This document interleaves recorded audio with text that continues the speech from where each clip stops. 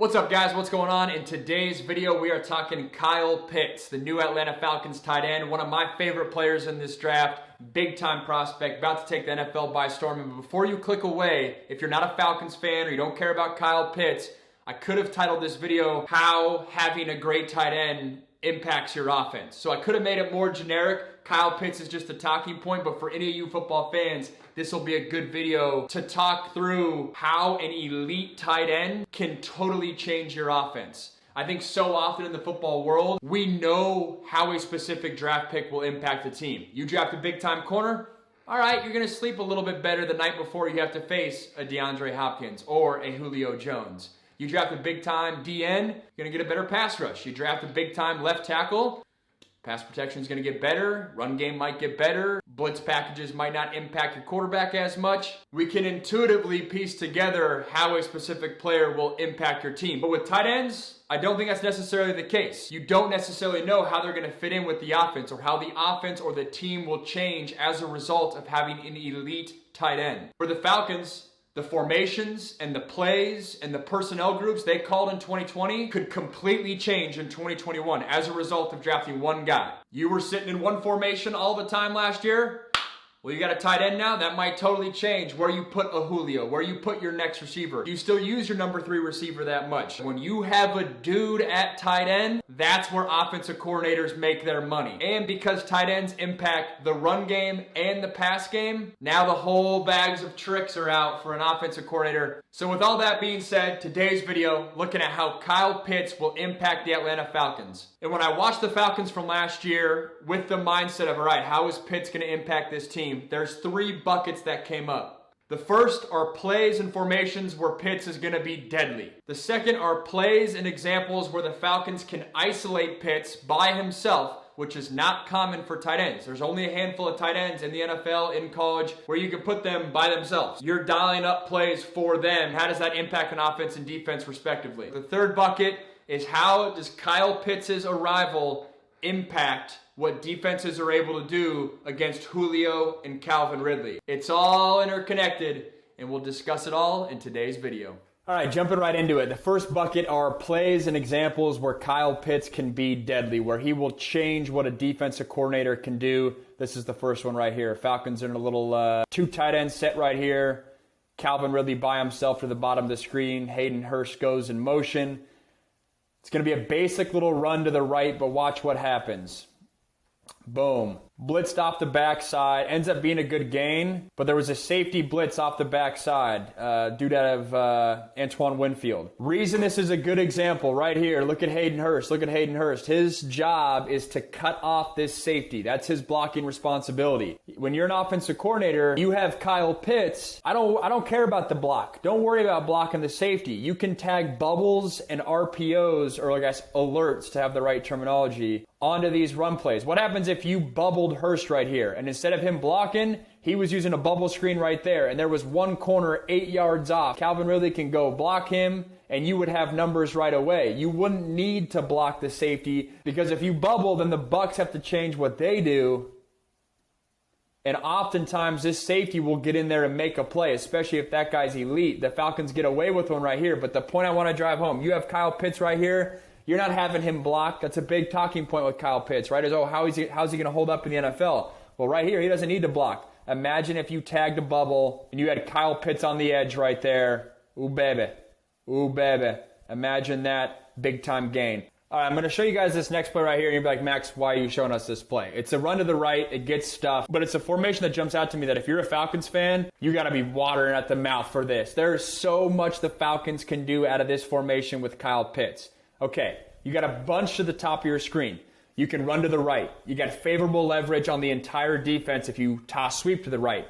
If you can figure out your offensive line and Pitts can block, which I know is a big if there, you should be able to punish teams in the run game. That's first and foremost. We want to throw the rock on this YouTube channel, so that's not as fun. The second point, imagine when the Falcons have Julio Jones and he's to the bottom of the screen. You can do whatever you want with that one-on-one matchup. You can take him out wide, you can slant. You can cut his splits in right now and do some out routes. And you can do all the fades, right? Over the shoulder, back shoulder, go get a rebound over the defender's head. You can do all that stuff with Julio. Not to mention, Let's say you have Calvin Ridley on the top of the screen. He's the top of the bunch right here. You can do much of the same with him, and you can do a lot of the drags and crossing concepts as well. You can send 4 out to one side. When you hear that term in the football world, 4 means 1, 2, 3, 4. I don't know if 3 came. Those 4 skill players, if you send them all to the right side, anytime an offense sends 4 offensive players to one side, that is so hard for the defense. Why is it hard for the defense? Because look at their defenders. Bucks have 1 defender, 2 defender, 3 defender. Their 4th defender is in the middle of the box. He's head up on the center. If you ask him to cover the back or an arrow route to the flat up here on the right, that's just really, really, really hard to do. And so I bring up this example because when you have Pitts and he can be the top of your bunch right there, there's so much you can do when he's a legitimate option. When you see right there, Hurst gets beat on the run game. That can't happen for Pitts. But this is a play where I'm nerding out. So much you can do offensively. If that was a weak red zone example, I got you right here. Watch this. Imagine Kyle Pitts right there at the tight end spot. Whop. On a backer, hard to defend, boom, 6, tutty, Falcons.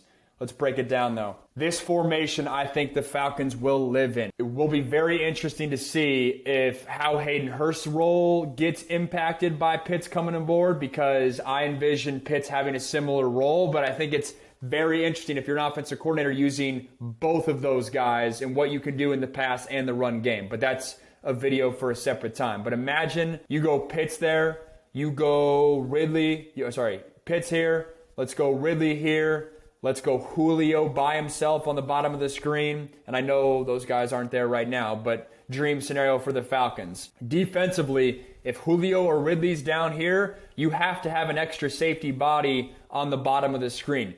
You don't feel great going one-on-one with these guys with your single corner for most teams. So as a result, you got to send a second body there. How does that impact the rest of the offense? Well, when you're in a too-high structure right here as a defense, first off, it's run-friendly. You should be able to run the rock if you're the Falcons. You have 1 less guy in the box. By having 1 less guy in the box, that means these windows right here next to these linebackers, those windows should be larger. The Bucks have 1, 2, 3, 4, 5 guys underneath playing.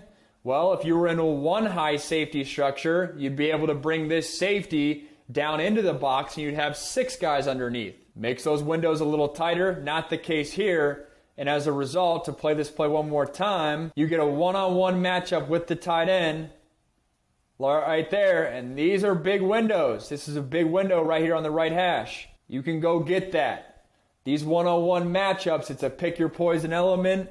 I'd expect Kyle Pitts to get this look a lot, especially with Ridley and Julio on his team. Punishing defense makes it so hard in the red zone. You can do stick here. You can do an in here. You can do an option here. You can literally just tell Kyle Pitts, you're one-on-one with this linebacker. Go in, go out, sit down, go up, whatever it takes to get open. The middle of the field's yours. Go do work 84. All right, last example here of how Kyle Pitts will fundamentally change how offensive coordinators and defensive coordinators call their plays when the Atlanta Falcons are playing. I want you to pay attention to one guy, Jordan Whitehead right here. My former teammate, great safety, guy that loves getting involved in the run game, loves getting involved in the box. And that's exactly why I want to bring it up. Watch this play right here. 2-by-2 formation. See what Whitehead does? Jordan Whitehead right here. I know Matt Ryan gets rushed and the play actually ends up working out, but the concept doesn't necessarily work out. But Jordan Whitehead is driving on this dig right here by Hayden Hurst, driving aggressively. That's what he's supposed to do, that cover 4 mentality.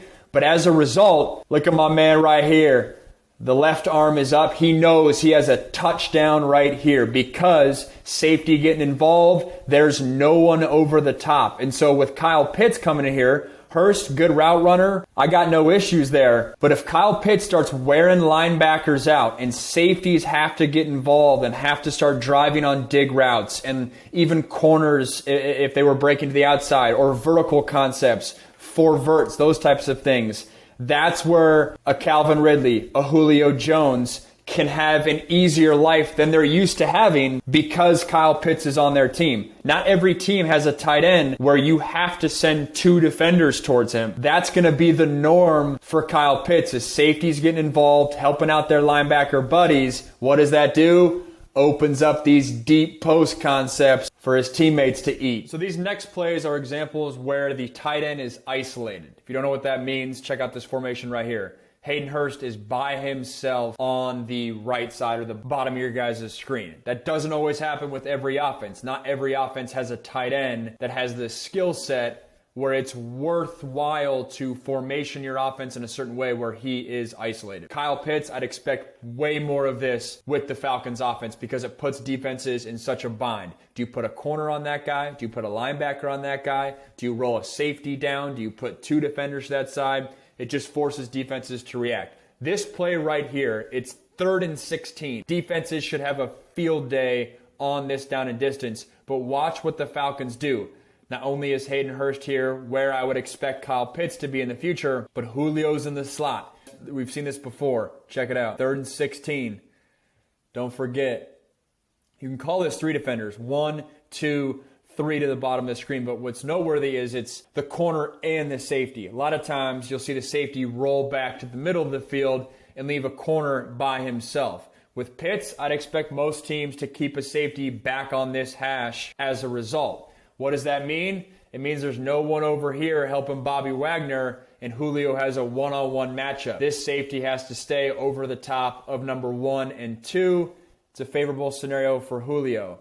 Why this is noteworthy even more is Jamal Adams is in no man's land. Seahawks go out and get him, invest a bunch in him, and not necessarily investing in him for 3rd and 16, more like 3rd and 6 with the blitz packages and whatnot. But he doesn't really help with the tight end, Hayden Hurst here. Definitely doesn't help with Julio over here. And this cat and mouse game is something defenses will have to face all the time.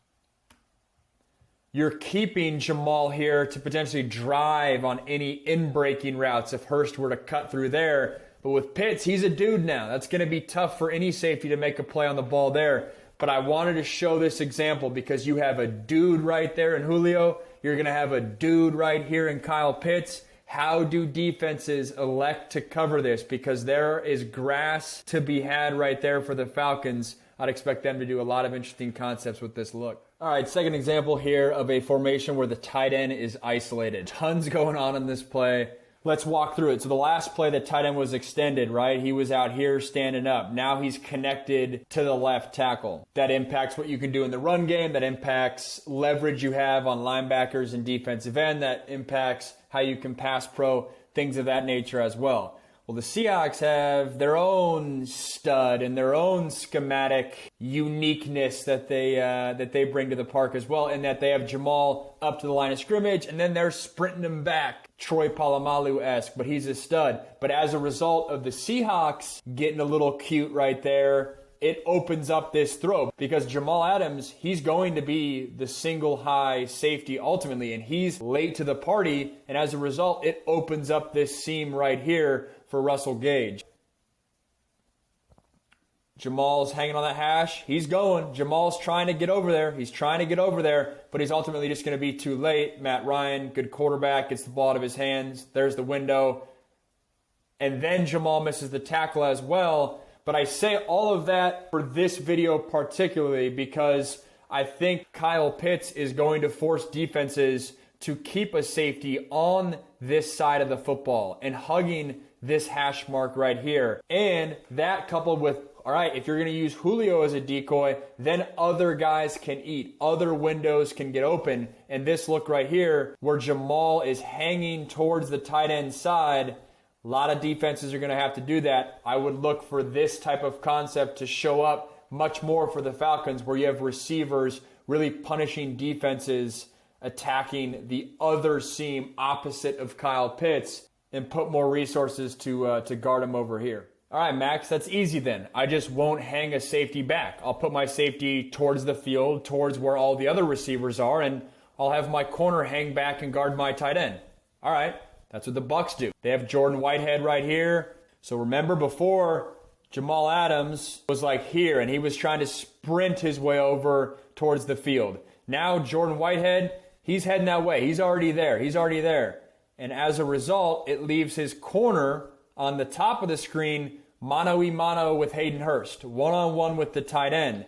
And as we can see, if they had protected this, there are windows to be had for the Falcons to make completions. This window's wide open. That's open at any level, but especially the NFL. The corner's outside leverage, but against a good tight end, there's room up towards the top to break out onto the grass up there. When you rotate your safety and leave your corner one-on-one, Kyle Pitts will make you pay. And that's why I think we will not see many teams go that true one high look, because it's going to be really hard for a corner, a legitimate smaller body corner, to match up with Kyle Pitts.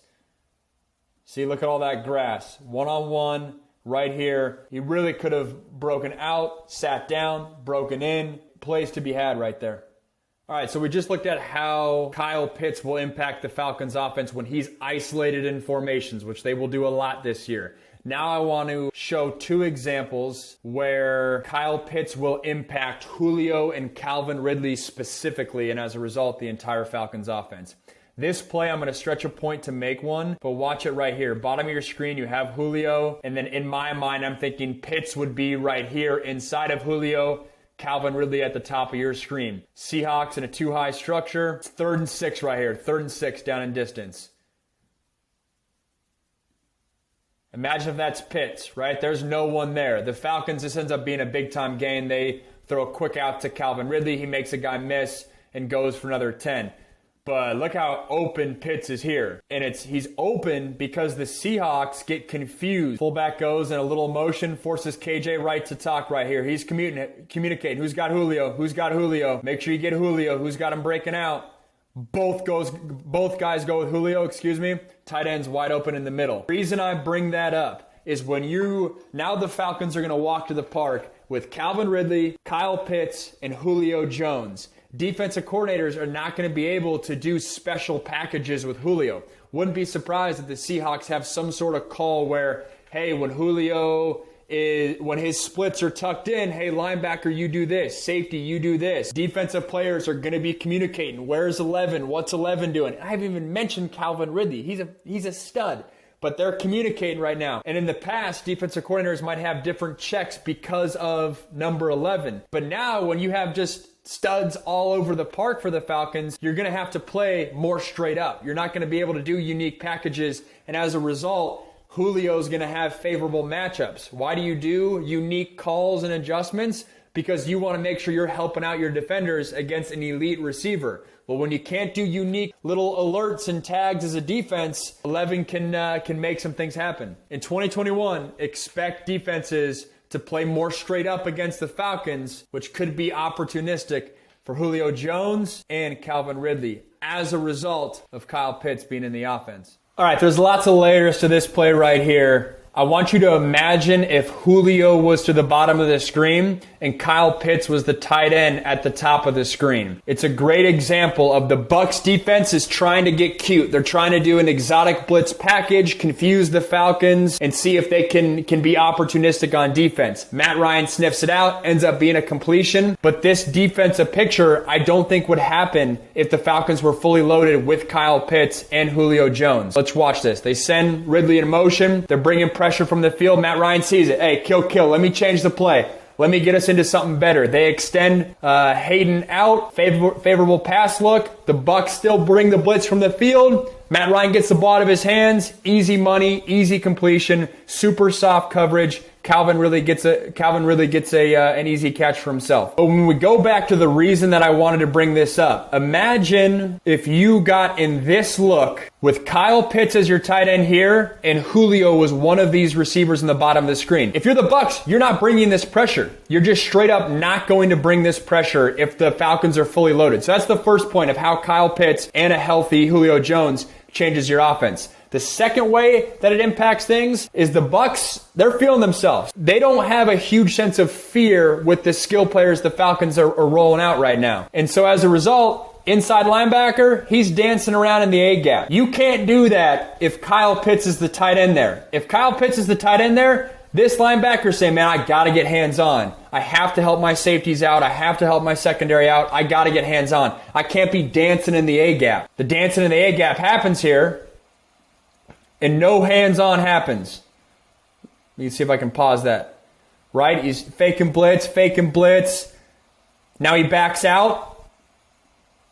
Zero hands-on. Zero rerouting right here on the tight end. And if you're Kyle Pitts and you're fast and you're big and you're strong, he could do whatever he wants. He can break in and hit this window. He can break towards the middle of the field and do vertical, and he'll get any catch he wants there. As we play it a little bit more, he could sit down in that window, or he could also, tight end, let's break it more vertical here, but he can get a corner route right there. If you're Kyle Pitts in this look, you can get anything you want. And so this play specifically is a great example of defenses when they're walking into the park against the Falcons. You're not going to be able to do a ton of exotic looks when you have Ridley, Jones, and Pitts at the skill player at the skill position. Because when you do the exotic looks and you're shifting and you're rolling safeties and linebackers all over, you don't get hands-on, you're not necessarily fundamentally sound, and elite playmakers will no doubt make you pay. We discussed a lot in those plays, and I probably could have gone even more in-depth than most of them, but you guys get the point. A few final points to keep your eye on for the Falcons and for Kyle Pitts, and just any offense that you watch this upcoming season that has a big-time tight end. One, how does it impact the offense's personnel groups? Do the Falcons go more two tight end sets? Do the Falcons use more of a fullback, less of a fullback? The Falcons cut down on their traditional 3 receiver sets and input Kyle Pitts as that 3rd receiver. That's an interesting wrinkle to keep your eye on, because that impacts run game and all sorts of different things. That's one thing that I would do if I was offensive coordinator. Put Kyle Pitts as that 3rd receiver.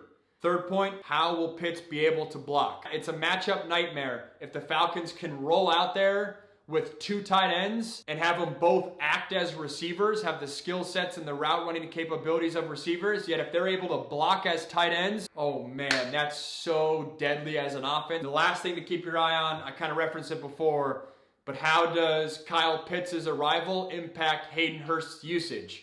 Does he replace the reps, or do the Falcons come with more 2 tight end sets, more unique looks? If you like this video, consider hitting the like button down below. Really helps the channel get off the ground, helps this video get out to more football fans like yourself. While you're at it, consider hitting the subscribe button as well if you're not subscribed to the channel. But either way, I'll be back for more football content here shortly. It's always great talking ball, even if it is May, which is not football season, but for this channel, it's always football season. I'll be back again soon. Appreciate you guys spending some time with me, and I'll see you back here shortly. Thanks, guys.